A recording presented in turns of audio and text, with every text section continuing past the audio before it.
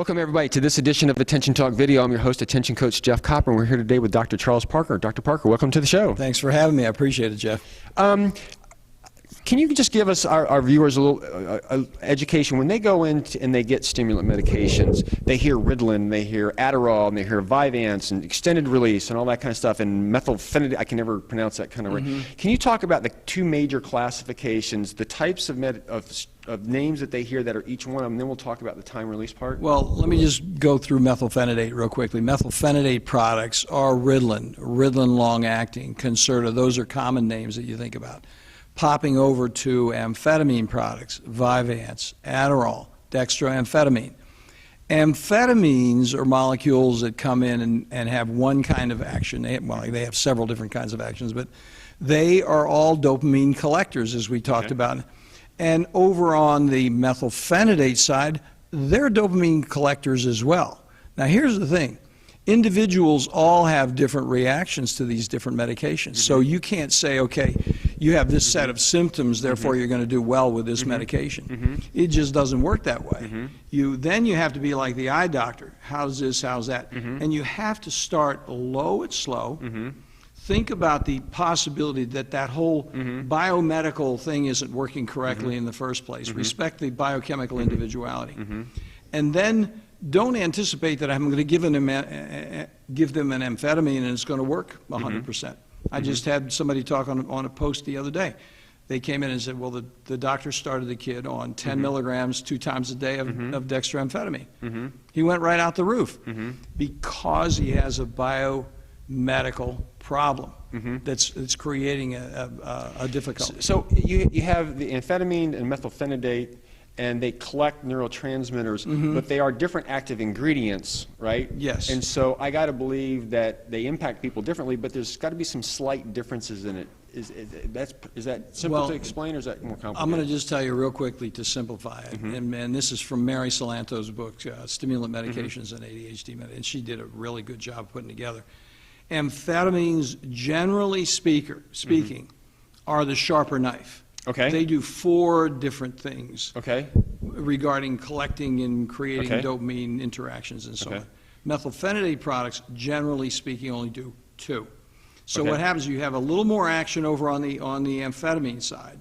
But the problem with amphetamines, traditionally, as you well know, being a coach and active, people have trouble with amphetamines because they are much more likely to cause a problem if you use them without thinking. What happens is methylphenidate products, you can give it to them and they're much less likely to have a problem because they aren't doing all of those different things and they aren't quite as efficacious.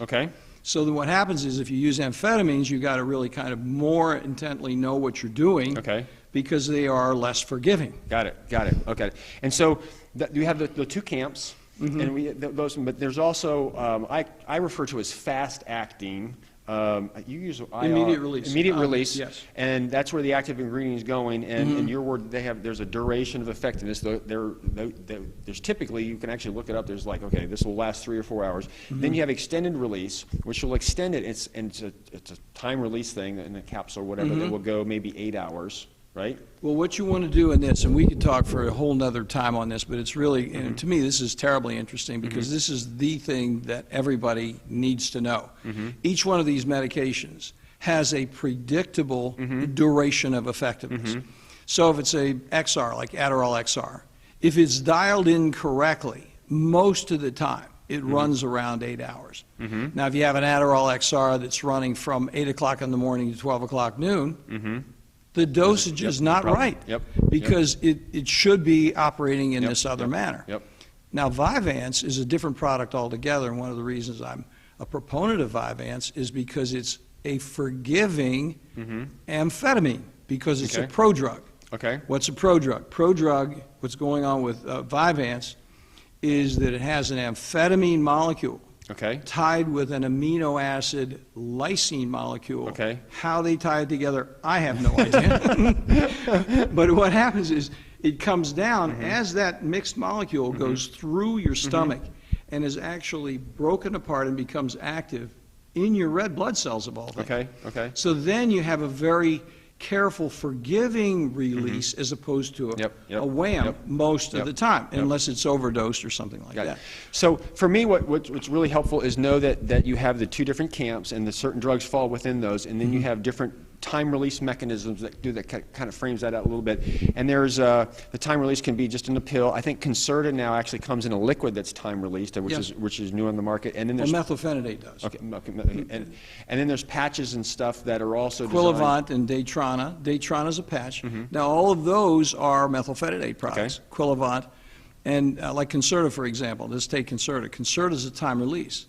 All of the time release except Vyvanse have an immediate release with them on the front end if they're a pill. Yep. An immediate release on the front end, and then some mechanism by which it's released over time on the back end. Got it. So that's how that happens. Got it. Well, I think for those that are out there, if you get overwhelmed with this, watch this video. I know there's a lot there, but actually can put it in context in the categories so you understand what's going on. So as always, Dr. Parker, with that, thanks for coming on the show. Thank you, Jeff. Thank you, folks. Take care. Have a good one.